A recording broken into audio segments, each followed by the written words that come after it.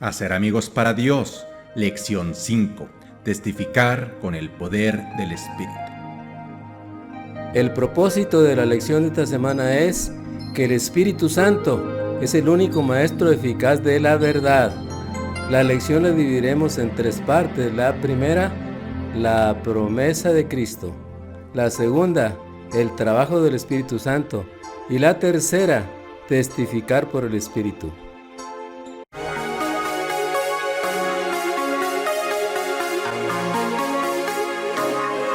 Frecuencia cristiana.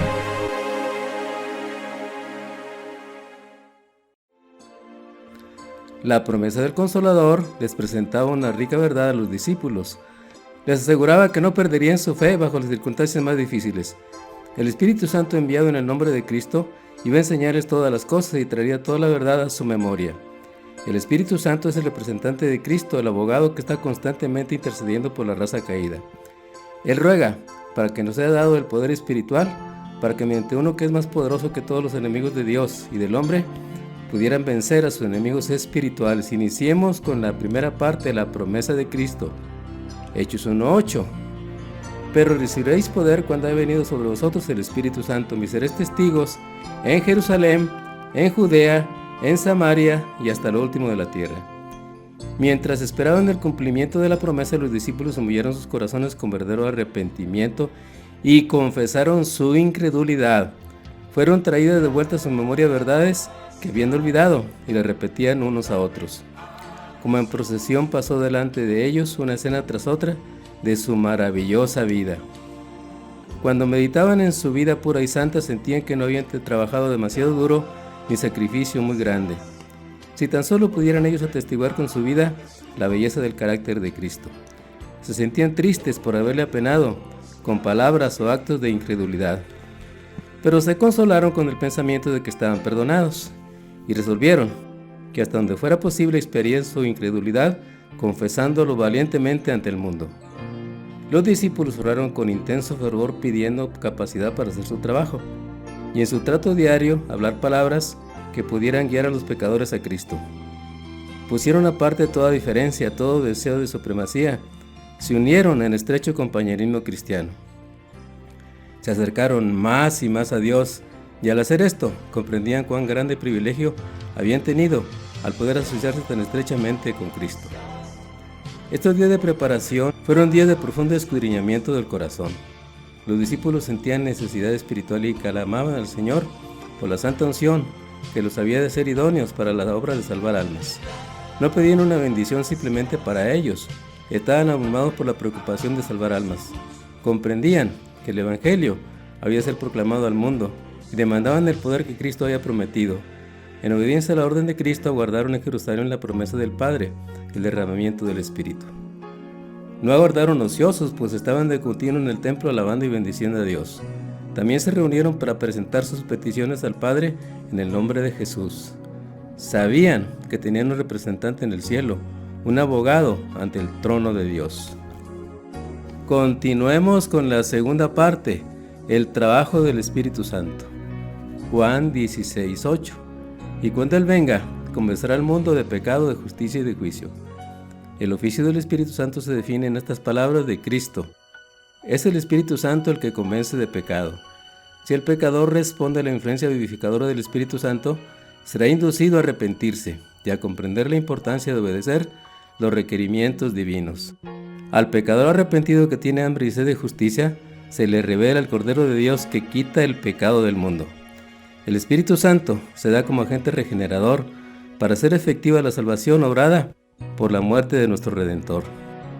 El Espíritu Santo está tratando constantemente de llamar la atención a las personas a la gran ofrenda hecha del Calvario, de exponer al mundo el amor de Dios y abrir al alma arrepentida las cosas preciosas de las Escrituras.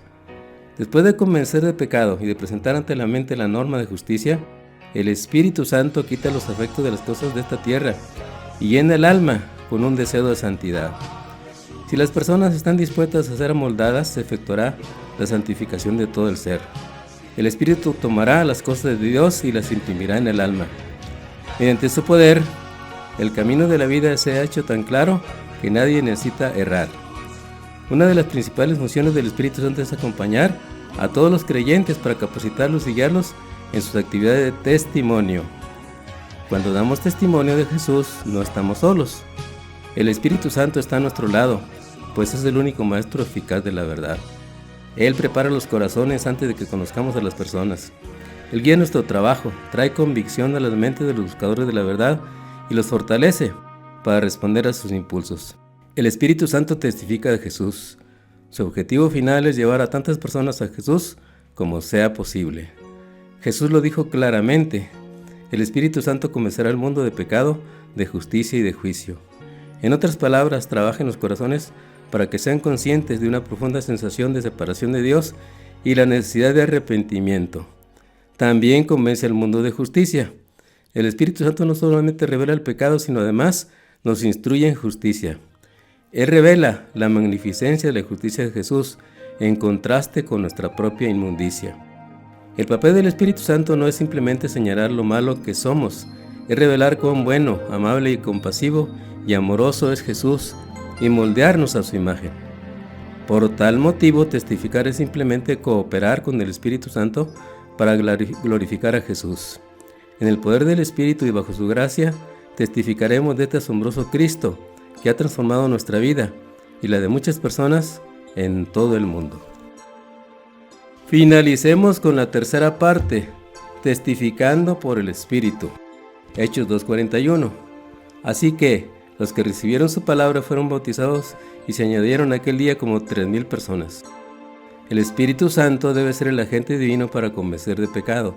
El agente divino presenta al orador o al instructor bíblico los beneficios del sacrificio hecho en la cruz. Y cuando la verdad es puesta en contacto con las almas presentes, Cristo las gana para sí y obra para transformar su naturaleza. El Señor está listo para auxiliarnos en nuestras debilidades, a enseñar, a guiar, a inspirarnos ideas de origen celestial. Cuán poco podemos hacer nosotros en la obra de salvar almas, y sin embargo, cuánto podemos hacer por medio de Cristo si estamos imbuidos de su Espíritu. El agente humano no puede leer los corazones de sus oyentes, pero Jesús dispensa la gracia que toda alma necesita. Él comprende las debilidades humanas y su fuerza. El Señor está obrando en el corazón del oyente, y un ministro o instructor bíblico puede ser para las almas que escuchan sus palabras un sabor de muerte para muerte, alejándolas de Cristo. Pero si es consagrado y devoto, si desconfía de sí mismo y mira a Jesús, puede ser un sabor de vida para las almas que están bajo el poder convincente del Espíritu Santo y en cuyos corazones el Señor está preparando el camino para los mensajes que Él ha dado a la gente humana. Desde su ascensión, Cristo ha llevado adelante su obra en la tierra mediante embajadores escogidos, por medio de quienes habla aún a los hijos de los hombres y ministra sus necesidades. El que es la gran cabeza de la iglesia dirige su obra mediante hombres ordenados por Dios para que actúen como sus representantes. La posición de aquellos que han sido llamados por Dios para trabajar en palabra y en doctrina para la edificación de su iglesia es de grave responsabilidad. En lugar de Cristo han de suplicar a las personas, hombres y mujeres, que se reconcilien con Dios y pueden cumplir su misión en la medida en que reciban sabiduría y poder de lo alto. Todos tenemos nuestra esfera de influencia, ya seamos comerciantes, artesanos, amas de casa, inclusive un soldado como Cornelio el centurión romano, mencionado en el libro de los Hechos, del cual se dice que era piadoso y temeroso de Dios con toda su casa, y que hacía muchas limonas al pueblo, y oraba a Dios siempre. Dios se dirige a él a través de un ángel para conectarlo con Pedro, para darle un mayor conocimiento del Evangelio. Y cuando llegó, Cornelio había convocado a sus parientes y amigos más íntimos para escuchar a Pedro. ¿Estamos siguiendo nosotros un ejemplo como el de Cornelio? Decidamos hoy ser una influencia positiva en el entorno donde estamos y recordar Apocalipsis 22:17. Y el espíritu y la esposa dicen ven, y el que oye diga ven, y el que tenga sed venga, y el que quiere tome del agua de la vida gratuitamente.